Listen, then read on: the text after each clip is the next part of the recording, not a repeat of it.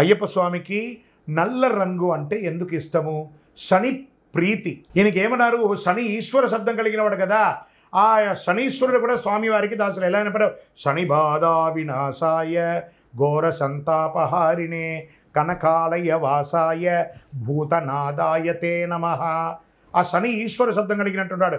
ఈ స్వామివారిని పూజించడం వల్ల అర్ధాష్టమ శని, అష్టమ శని, కంఠ శని, 7.5 7.5 శని, జన్మ శని, అన్ని శని దోషాలన్నీ కూడా తొలగిపోతాయి.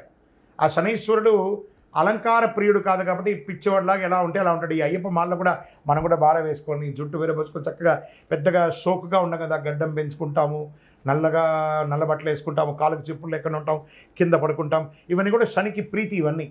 అవన్నీ కూడాను చేయడం వల్ల స్వామికి చాలా ఇష్టం. ఒక నలుపే కాదండి, ఆయనకి కూడా నీల వస్త్రధారియే శరణం అయ్యప్ప నిత్య బ్రహ్మచారియే శరణం అయ్యప్ప.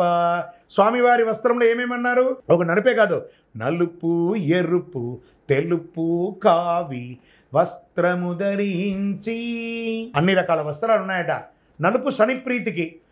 నల్లదే కదా వేసుకోవాలి, మీరు ఎందుకు కాషాయం వేసుకున్నారు? కాషాయం చెప్తున్నాం కదా, ఆయన వస్త్రంలో ఒకటి.